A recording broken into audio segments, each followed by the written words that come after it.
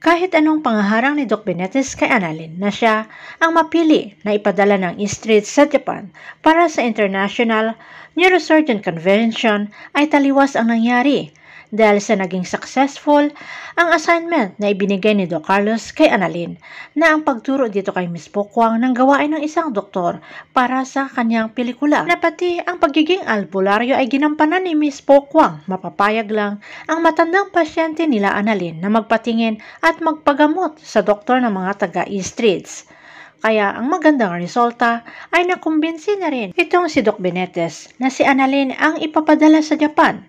Pagkalabas ni Doc Benitez sa meeting room ay hindi mapigilan ni Doc Katie at Annalyn ang ilabas ang emosyon, ang labis na pagkatuwa at palundag-lundag na niyakap ang isa't isa. Kahit anong paninira at pigil sa batang doktora na sumikap ay gumagawa talaga ang Panginoon ng daan para kay Annalyn na umangat. Abangan na lang natin ang susunod na episode dito sa Abot Kamay na Pangarap.